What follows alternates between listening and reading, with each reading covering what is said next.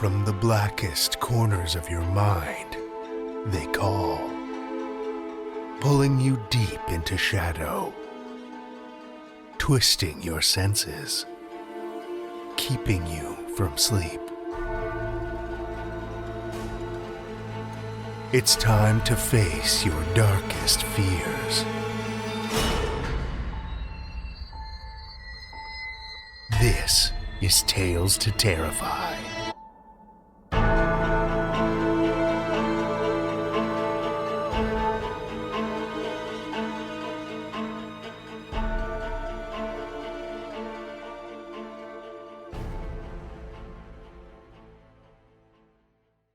Good evening, children of the night, and welcome.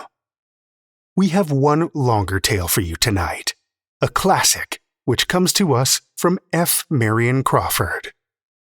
Frances Marion Crawford was born in 1854 in Italy to American parents steeped in literary legacy. Though best known for his historical romances, Crawford loved a good chilling tale, too. Crawford believed the best ghost stories were ones that chilled without blood or spectacle. The touch of the unseen, as he called it.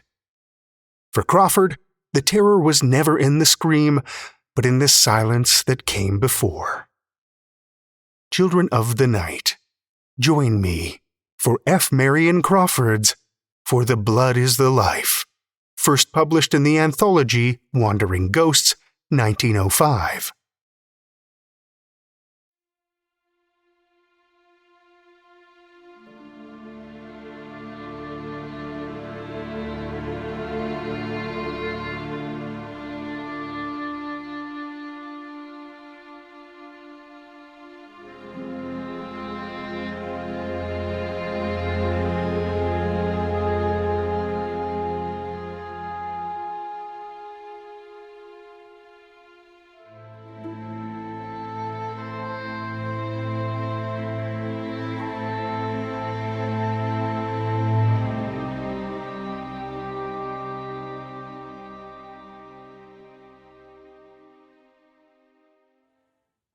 We had dined at sunset on the broad roof of the old tower, because it was cooler there during the great heat of summer. Besides, the little kitchen was built at one corner of the great square platform, which made it more convenient than if the dishes had to be carried down the steep stone steps, broken in places, and everywhere worn with age. The tower was one of those built all down the west coast of Calabria by the Emperor Charles V early in the 16th century to keep off the Barbary pirates when the unbelievers were allied with Francis I against the Emperor and the Church. They had gone to ruin. A few still stand intact, and mine is one of the largest. How it came into my possession 10 years ago, and why I spend a part of each year in it, are matters which do not concern this tale. The tower stands in one of the loneliest spots in southern Italy, at the extremity of a curving, rocky promontory, which forms a small but safe natural harbor at the southern extremity of the Gulf of Policastro, and just north of Cape Scalea, the birthplace of Judas Iscariot, according to the old local legend. The tower stands alone on this hooked spur of rock, and there is not a house to be seen within 3 miles of it. When I go there, I take a couple of sailors, one of whom is a fair cook, and when I am away, it is in charge of a gnome-like little being who was once a miner and who attached himself to me long ago. My friend, who sometimes visits me in my summer solitude, is an artist by profession, a Scandinavian by birth, and a cosmopolitan by force of circumstances. We had dined at sunset. The sunset glow had reddened and faded away, and the evening purple steeped the vast chain of the mountains that embrace the deep gulf to eastward and rear themselves higher and higher towards the south. It was hot, and we sat at the landward corner of the platform, waiting for the night breeze to come down from the lower hills. The color sank out of the air. There was a little interval of deep gray twilight, and a lamp set a yellow streak from the open door of the kitchen, where the men were getting their supper. Then the moon rose suddenly above the crest of the promontory, flooding the platform and lighting up every little spur of rock and knoll of grass below us, down to the edge of the motionless water. My friend lighted his pipe and sat looking at a spot on the hillside. I knew that he was looking at it, and for a long time past I had wondered whether he would ever see anything there that would fix his attention. I knew that spot well. It was clear that he was interested at last, though it was a long time before he spoke. Like most painters, he trusts to his own eyesight, as a lion trusts his strength and a stag his speed, and he is always disturbed when he cannot reconcile what he sees with what he believes that he ought to see. "It's strange," he said. "Do you see that little mound just on this side of the boulder?" "Yes," I said, and I guessed what was coming. "It looks like a grave," observed Hegre. "Very true, it does look like a grave." "Yes," continued my friend, his eyes still fixed on the spot. "But the strange thing is that I see the body lying on the top of it. Of course," continued Hegre, turning his head on one side as artists do, "it must be an effect of light. In the first place, it is not a grave at all. Secondly, if it were, the body would be inside and not outside. Therefore, it is an effect of the moonlight. Don't you see it?" "Perfectly. I always see it on moonlit nights." "It doesn't seem it interests you much," said Hegre. "On the contrary, it does interest me, though I am used to it. You're not so far wrong, either. The mound is really a grave." "Nonsense!" cried Hegre incredulously. "I suppose you'll tell me that what I see lying on it is really a corpse?" "No," I answered. "It's not. I know, because I have taken the trouble to go down and see." "Then what is it?" asked Hegre. "It's nothing." "You mean it's an effect of light, I suppose?" "Perhaps it is. But the inexplicable part of the matter is that it makes no difference whether the moon is rising or setting, or waxing or waning. If there's any moonlight at all, from east or west or overhead, so long as it shines on the grave, you can see the outline of the body on top." Hegre stirred up his pipe with the point of his knife and then used his finger for a stopper. When the tobacco burned well, he rose from his chair. "If you don't mind," he said, "I'll go down and take a look at it." He left me, crossed the roof, and disappeared down the dark steps. I did not move, but sat looking down until he came out of the tower below. I heard him humming an old Danish song as he crossed the open space in the bright moonlight, going straight to the mysterious mound. When he was 10 paces from it, Hegre stopped short, made 2 steps forward, and then 3 or 4 backward, and then stopped again. I know what that meant. He had reached the spot where the thing ceased to be visible, where, as he would have said, the effect of light changed. Then he went on till he reached the mound and stood upon it. I could see the thing still, but it was no longer lying down. It was on its knees now, winding its white arms around Hegre's body and looking up into his face. A cool breeze stirred my hair at that moment as the night wind began to come down from the hills, but it felt like a breath from another world. The thing seemed to be trying to climb to its feet, helping itself up by Hegre's body while he stood upright, quite unconscious of it and apparently looking toward the tower, which is very picturesque when the moonlight falls upon it on that side. "Come along," I shouted. "Don't stay there all night." It seemed to me that he moved reluctantly as he stepped away from the mound, or else with difficulty. That was it. The thing's arms were still around his waist, but its feet could not leave the grave.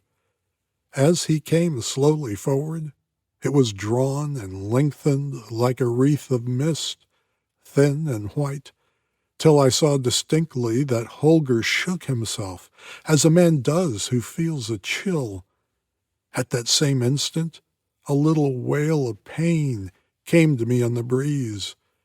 It might have been the cry of the small owl that lives amongst the rocks, and the misty presence floated swiftly back from Hegre's advancing figure and lay once more at its length upon the mound. Again, I felt the cool breeze in my hair, and this time an icy thrill of dread ran down my spine.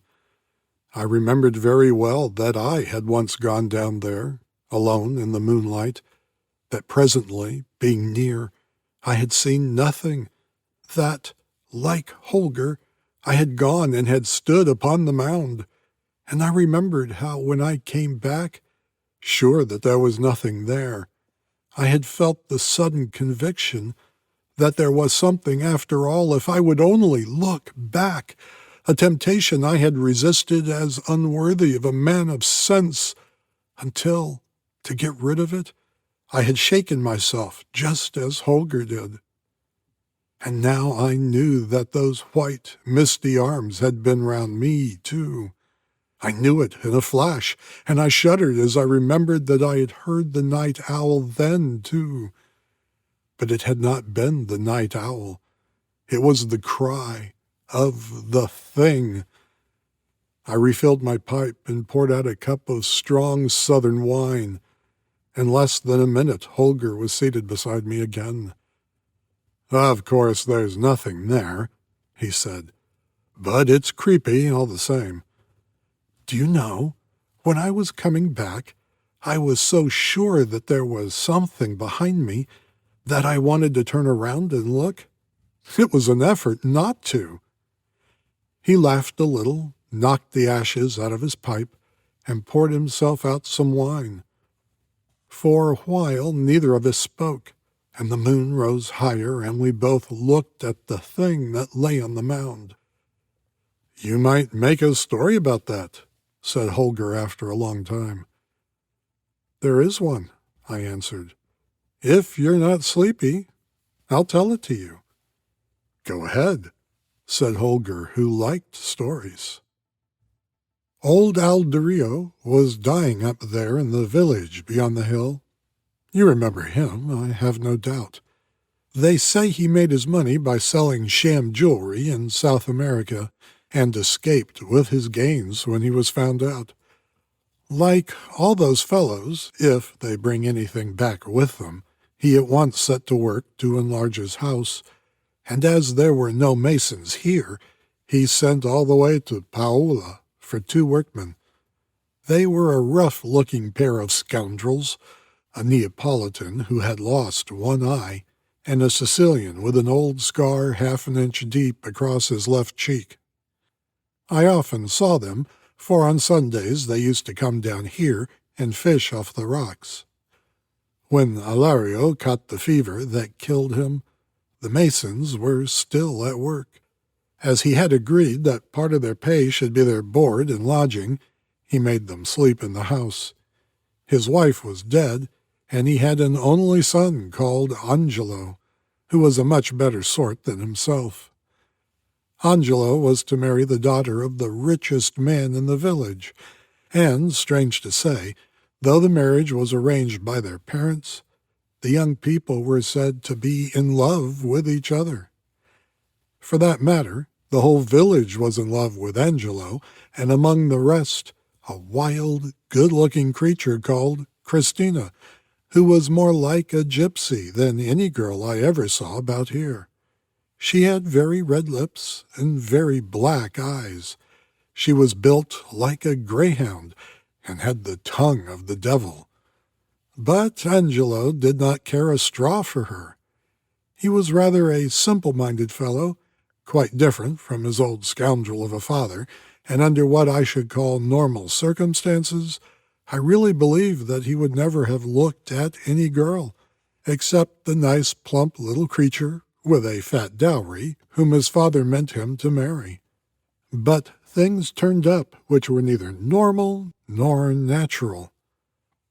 On the other hand, a very handsome young shepherd from the hills above Maratea was in love with Christina, who seems to have been quite indifferent to him. Christina had no regular means of subsistence, but she was a good girl and willing to do any work or go on any errands to any distance for the sake of a loaf of bread or a mess of beans and permission to sleep under cover. She was especially glad when she could get something to do about the house of Angelo's father. There was no doctor in the village, and when the neighbors saw that old Ilario was dying, they sent Christina to Scalea to fetch one. That was late in the afternoon, and if they had waited so long, it was because the dying miser refused to allow any such extravagance while he was able to speak. But while Christina was gone, matters grew rapidly worse. The priest was brought to the bedside, and when he had done what he could, he gave it as his opinion to the bystanders that the old man was dead, and left the house. You know these people. They have a physical horror of death. Until the priest spoke, the room had been full of people. The words were hardly out of his mouth before it was empty. It was night now. They hurried down the dark steps and out into the street. Angelo, as I have said, was away. Christina had not come back. The simple woman-servant who had nursed the sick man fled with the rest, and the body was left alone in the flickering light of the earthen oil lamp. 5 minutes later, 2 men looked in cautiously and crept forward toward the bed. They were the one-eyed Neapolitan mason and his Sicilian companion. They knew what they wanted. In a moment, they had dragged from under the bed a small but heavy iron-bound box, and long before anyone thought of coming back to the dead man, they had left the house and the village under the cover of darkness. It was easy enough, for Ilario's house is the last toward the gorge which leads down here, and the thieves merely went out the back door, got over the stone wall, and had nothing to risk after that, except that possibility of meeting some belated countryman, which was very small indeed, since few of the people used that path. They had a mattock and shovel, and they made their way without accident. I am telling you this story as it must have happened, for, of course, there were no witnesses to this part of it. The men brought the box down by the gorge, intending to bury it on the beach in the wet sand, where it would have been much safer. But the paper would have rotted if they had been obliged to leave it there long. So they dug their hole down there, close to that boulder. Yes, just where the mound is now. Christina did not find the doctor in Scalea, for he had been sent for from a place up the valley halfway to San Domenico. If she had found him, he would have come on his mule by the upper road, which is smoother but much longer. But Christina took the short-cut by the rocks, which passes about 50 feet above the mound and goes round that corner. The men were digging when she passed, and she heard them at work. It would not have been like her to go by without finding out what the noise was, for she was never afraid of anything in her life, and, besides, the fishermen sometimes come ashore here at night to get a stone for an anchor or to gather sticks to make a little fire. The night was dark, and Christina probably came close to the 2 men before she could see what they were doing. She knew them, of course, and they knew her, and understood instantly that they were in her power. There was only one thing to be done for their safety, and they did it. They knocked her on the head, they dug the hole deep, and they buried her quickly with the iron-bound chest.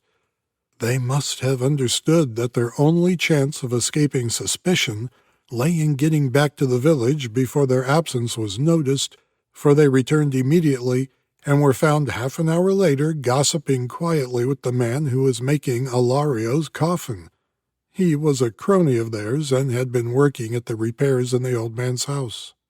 So far as I have been able to make out, the only persons who were supposed to know where Ilario kept his treasure were Angelo and the one woman-servant I have mentioned. Angelo was away. It was the woman who discovered the theft. It was easy enough to understand why no one else knew where the money was. The old man kept his door locked and the key in his pocket when he was out, and did not let the woman enter to clean the place unless he was there himself. The whole village knew that he had money somewhere, however, and the masons had probably discovered the whereabouts of the chest by climbing in at the window in his absence. If the old man had not been delirious until he lost consciousness, he would have been in frightful agony of mind for his riches. The faithful woman-servant forgot their existence only for a few moments when she fled with the rest, overcome by the horror of death. 20 minutes had not passed before she returned with the 2 hideous old hags who were always called in to prepare the dead for burial.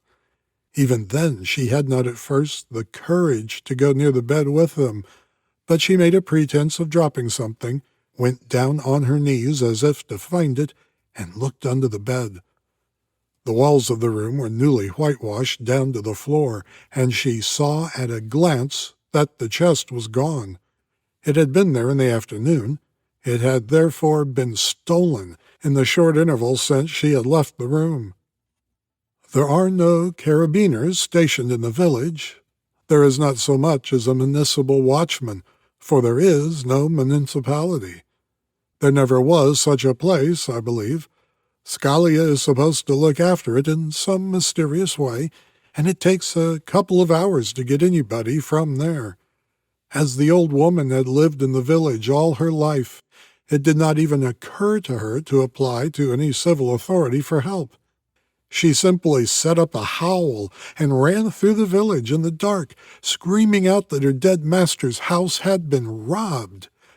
Many of the people looked out, but at first no one seemed inclined to help her. Most of them, judging her by themselves, whispered to each other that she had probably stolen the money herself.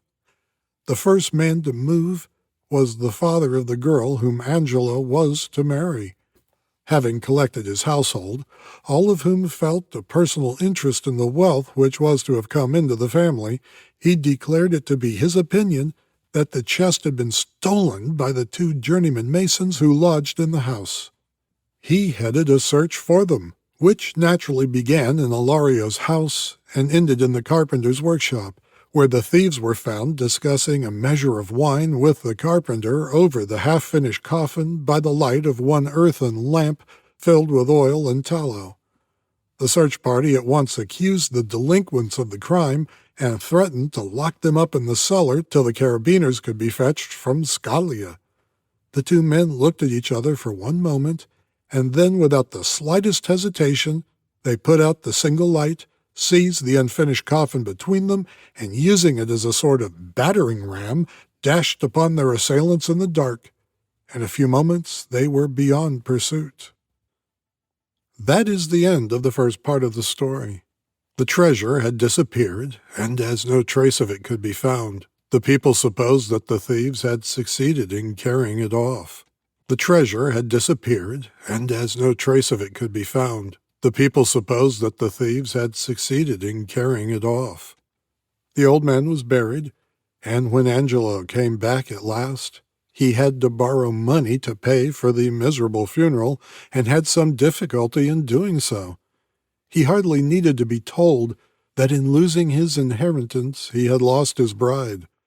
In this part of the world, marriages are made on strictly business principles, and if the promised cash is not forthcoming on the appointed day, the bride or the bridegroom, whose parents had failed to produce it, may as well take themselves off, for there will be no wedding.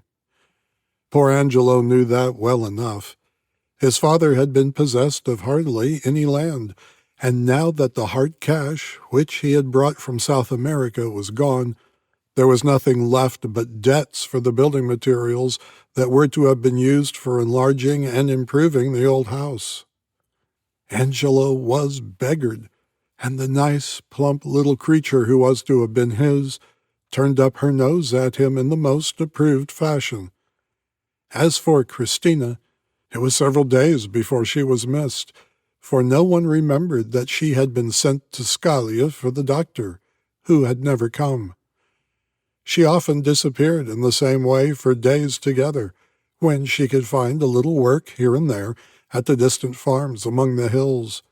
But when she did not come back at all, people began to wonder, and at last made up their minds that she had connived with the Masons and had escaped with them.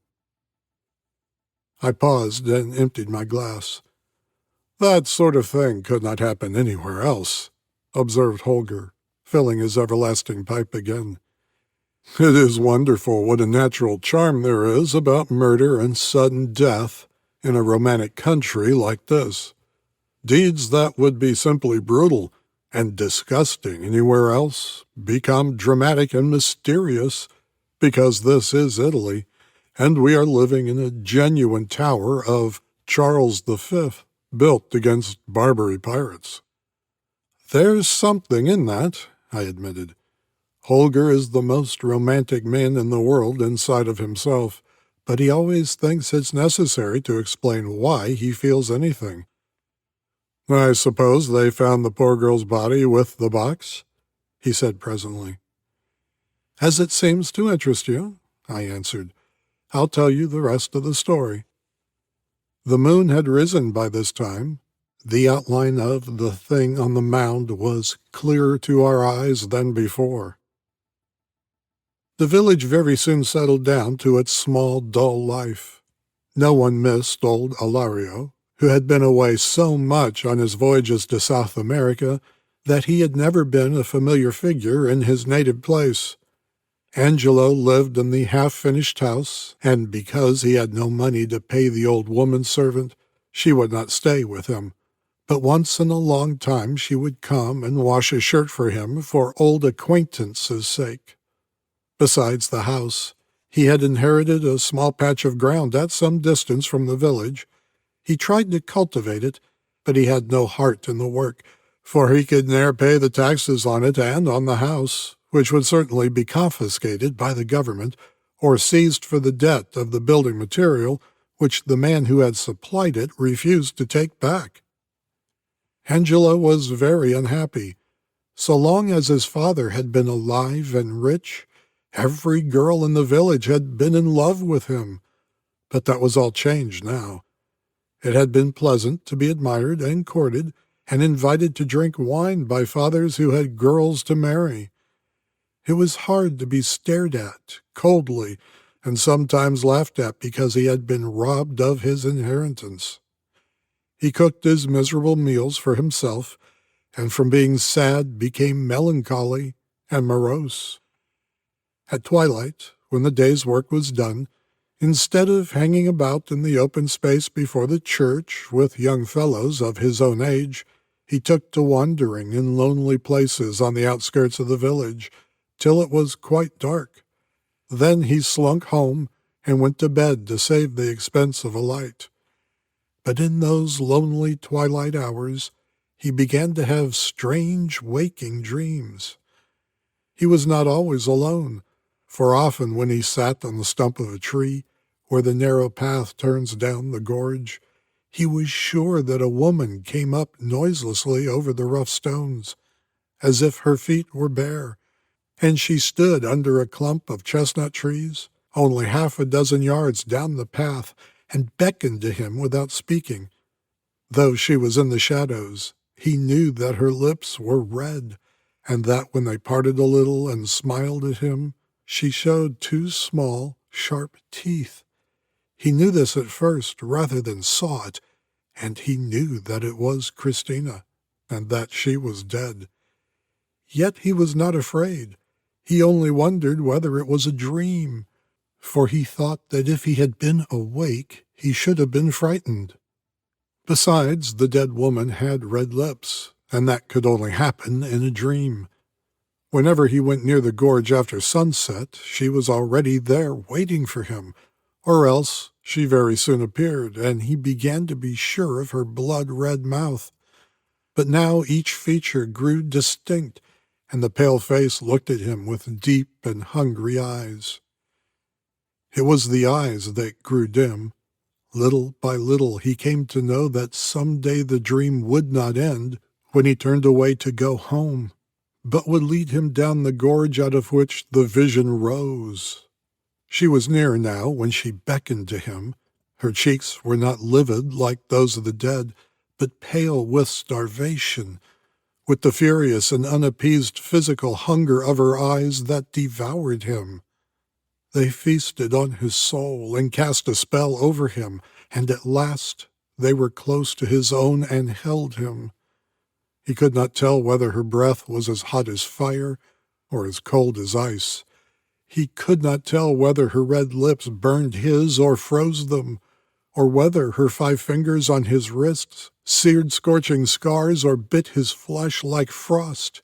He could not tell whether he was awake or asleep, whether she was alive or dead. But he knew that she loved him, she alone of all creatures, earthly or unearthly, and her spell had power over him. When the moon rose high that night, the shadow of that thing was not alone down there upon the mound. Angelo awoke in the cool dawn, drenched with dew and chilled through flesh and blood and bone. He opened his eyes to the faint gray light and saw the stars were still shining overhead. He was very weak, and his heart was beating so slowly that he was almost like a man fainting. Slowly he turned his head on the mound, as on a pillow, but the other face was not there.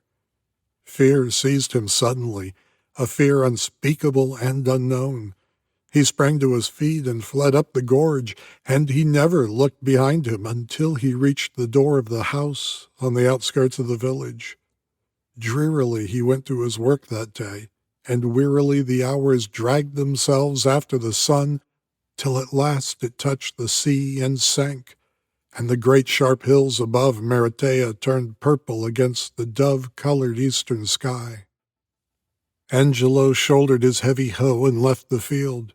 He felt less tired now than in the morning when he had begun his work, but he promised himself that he would go home without lingering by the gorge, and eat the best supper he could get himself, and sleep all night in his bed like a Christian man. Not again would he be tempted down the narrow way by a shadow with red lips and icy breath. Not again would he dream that dream of terror and delight. He was near the village now. It was half an hour since the sun had set, and the cracked church bells sent little discordant echoes across the rocks and ravines to tell all good people that the day was done. Angelo stood still a moment where the path forked, where it led toward the church on the left and down to the gorge on the right, where a clump of chestnut trees overhung the narrow way. He stood still a minute, lifting his battered hat from his head and gazing at the fast-fading sea westward, and his lips moved as he silently repeated the familiar evening prayer. His lips moved, but the words that followed them in his brain lost their meaning and turned into others, and ended in a name that he spoke aloud. Christina. With the name, the tension of his will relaxed suddenly. Reality went out, and the dream took him again, and bore him on swiftly and surely like a man walking in his sleep, down, down, by the steep path and the gathering darkness. And as she glided beside him, Christina whispered strange, sweet things in his ear, which somehow, if he had been awake, he knew that he could not quite have understood. But now they were the most wonderful words he had ever heard in his life, and she kissed him also, but not on his mouth. He felt her sharp kisses upon his white throat, and he knew that her lips were red. So the wild dream sped on through twilight and darkness and moonrise, and all the glory of the summer's night. But in the chilly dawn he lay as one half dead upon the mound down there, recalling and not recalling, drained of his blood, yet strangely longing to give those red lips more. Then came the fear, the awful, nameless panic, the mortal horror that guards the confines of the world we see not, neither know of as we know of other things, but which we feel when its icy chill freezes our bones and stirs our hair with the touch of a ghostly hand. Once more, Angelo sprang from the mound and fled up the gorge in the breaking day, but his step was less sure this time, and he panted for breath as he ran. And when he came to the bright spring of water that rises halfway up the hillside, he dropped upon his knees and hands and plunged his whole face in and drank as he had never drunk before, for it was the thirst of the wounded man who has lain bleeding all night upon the battlefield. She had him fast now, and he could not escape her, but would come to her every evening at dusk until she had drained him of his last drop of blood. It was in vain that when the day was done, he tried to take another turning and to go home by a path that did not lead near the gorge. It was in vain that he made promises to himself each morning at dawn when he climbed the lonely way up from the shore to the village.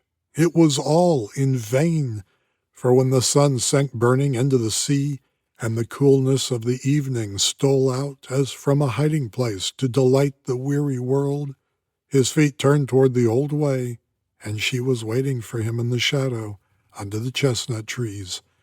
And then all happened as before, and she fell to kissing his white throat, even as she flitted lightly down the way, winding one arm around him. And as his blood failed, she grew more hungry and more thirsty every day, and every day when he woke in the early dawn, it was harder to rouse himself to the effort of climbing the steep path to the village, and when he went to his work, his feet dragged painfully, and there was hardly strength in his arms to wield the heavy hoe. He scarcely spoke to anyone now, but the people said he was consuming himself for the love of the girl he was to have married when he lost his inheritance, and they laughed heartily at the thought, for this is not a very romantic country. At this time, Antonio, the man who stays here to look after the tower, returned from a visit to his people who lived near Salerno. He had been away all the time since before Ilario's death and knew nothing of what had happened. He has told me that he came back late in the afternoon and shut himself up in the tower to eat and sleep, for he was very tired. It was past midnight when he awoke, and when he looked out toward the mound and he saw something, and he did not sleep again that night. When he went out again in the morning, it was broad daylight, and there was nothing to be seen on the mound but loose stones and driven sand. Yet he did not go near it. He went straight up the path to the village and directly to the house of the old priest. "I have seen an evil thing this night," he said. "I have seen how the dead drink the blood of the living, and the blood is the life." "Tell me what you have seen," said the priest in reply. Antonio told him everything he had seen. "You must bring your book and your holy water tonight," he added. "I will be here before sunset to go down with you, and if it pleases your reverence to sup with me while we wait, I will make ready." "I will come," the priest answered, "for I have read in old books of these strange beings, which are neither quick nor dead, and which lie ever fresh in their graves, stealing out in the dusk to taste life and blood." Antonio cannot read, but he was glad to see that the priest understood the business, for, of course, The books must have been instructed him as to the best means of quieting the half-living thing forever. So Antonio went away to his work, which consisted largely in sitting on the shady side of the tower when he is not perched upon a rock with a fishing line catching nothing. But on that day he went twice to look at the mound in the bright sunlight, and he searched round and round it for some hole through which the being might get in and out, but he found none. When the sun began to sink and the air was cooler in the shadows, he went up to fetch the old priest, carrying a large wicker basket with him, and in this they placed a bottle of holy water, and the basin, and sprinkler, and the stole which the priest would need. And they came down and waited in the door of the tower till it should be dark. But while the light still lingered very gray and faint, they saw something moving, just there, 2 figures, a man's that walked, and a woman's that flitted beside him, and while her head lay on his shoulder, she kissed his throat. The priest had told me that too, and that his teeth chattered, and he grasped Antonio's arm. The vision passed and disappeared into the shadow. Then Antonio got the leathern flask of strong liquor, which he kept for great occasions, and poured such a draught as made the old man feel almost young again, and gave the priest his stole to put on, and the holy water to carry, and they went out together toward the spot where the work was to be done.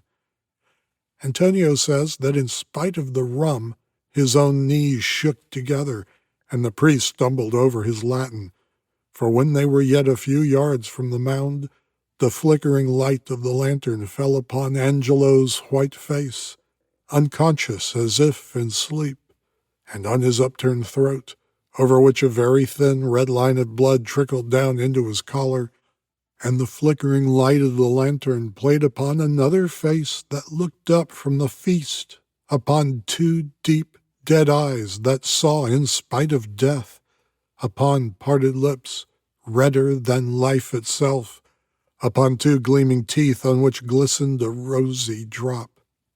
Then the priest, good old man, shut his eyes tight and showered holy water before him, and his cracked voice rose almost to a scream. And then Antonio, who is no coward after all, raised his pick in one hand and the lantern in the other as he sprang forward, not knowing what the end should be. And then he swears that he heard a woman's cry, and the thing was gone, and Angelo lay alone on the mound unconscious, with the red line on his throat and the beads of deathly sweat on his cold forehead. They lifted him, half dead as he was, and laid him on the ground close by. Then Antonio went to work, and the priest helped him, though he was old and could not do much, and they dug deep, and at last Antonio, standing in the grave, stooped down with his lantern to see what he might see. His hair used to be dark brown, with grizzled streaks around the temples. In less than a month from that day he was as gray as a badger. He was a miner when he was young, and most of these fellows have seen ugly sights now and then, when accidents have happened. But he had never seen what he saw that night. That thing which is neither alive nor dead. That thing that will abide neither above ground nor in the grave. Antonio had brought something with him which the priest had not noticed, a sharp stake shaped from a piece of tough old driftwood. He had it with him now, and he had his heavy pick, and he had taken the lantern down into the grave. I don't think any power on earth could make him speak of what happened then, and the old priest was too frightened to look in. He says he heard Antonio breathing like a wild beast, and moving as if he were fighting with something almost as strong as himself, and he heard an evil sound also, with blows, as if of something violently driven through flesh and bone. And then the most awful sound of all, a woman's shriek, the unearthly scream of a woman neither dead nor alive, but buried deep for many days. And he, the poor old priest, could only rock himself as he knelt there in the sand, crying aloud his prayers and exorcisms to drown these dreadful sounds. Then suddenly, a small, iron-bound chest was thrown up and rolled over against the old man's knee, and in a moment more, Antonio was beside him, his face as white as tallow in the flickering light of the lantern, shoveling the sand and pebbles into the grave with furious haste and looking over the edge till the pit was half full, and the priest said that there was much fresh blood on Antonio's hands and on his clothes. I had come to the end of my story. Hegre finished his wine and leaned back in his chair. "So, Angelo got his own again," he said. "Did he marry the prim and plump young person to whom he had been betrothed?" "No, he had been badly frightened. He went to South America and has not been heard of since." "And that poor thing's body is still there, I suppose," said Hegre. "Is it quite dead yet, I wonder?" "I wonder, too, but whether it be dead or alive, I should hardly care to see it, even in broad daylight. Antonio is as gray as a badger, and he has never been quite the same man since that night."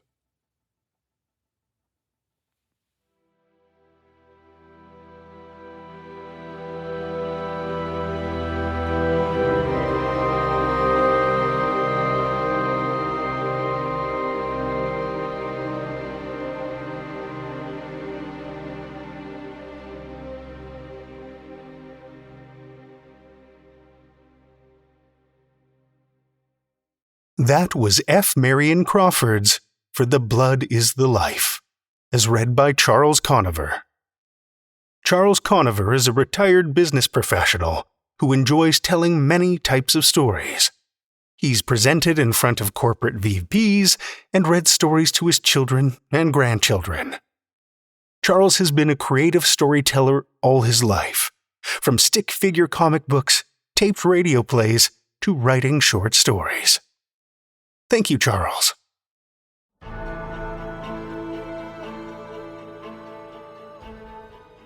Well, children of the night, the hour is late and we've run out of tales to tell. For now. Tales to Terrify is made possible by the tremendous generosity of our supporters on Patreon and PayPal. Incredible fans like Lestle Baxter, Amanda Carrillo, Amanda Gottfried, and Orion D. Hegre, whose generous support keeps these lights on and flickering ominously. If you're not a supporter, head over to patreon.com/Tales to Terrify. You'll find all kinds of perks, like ad-free episodes, bonus content, and one-of-a-kind collectibles. Every dollar goes back into this show, and we appreciate your support so much. Want another way to support the show that doesn't cost you a cent? Head over to Podchaser, Spotify, or Apple Podcasts and drop us a 5-star review. You'll not only put an unnaturally wide smile on our faces, but help new listeners discover our terrifying tales, too. You can show your love of the show out in the world with some Tales to Terrify merch. TalesToTerrify.com/merch will take you to our TeePublic store, where we've got a great collection of creepy custom and curated designs. Tales to Terrify is produced by Seth Williams, Meredith Morgenstern, Andrew Gibson, Crystal Hammond, Spencer Disparty, and myself, Drew Sebastini, with original theme by Nebulous Entertainment. Tales to Terrify is distributed under a Creative Commons Attribution, Non-Commercial, No Derivatives license. Join us again next week as we dive into Stygian waters with more Tales to Terrify.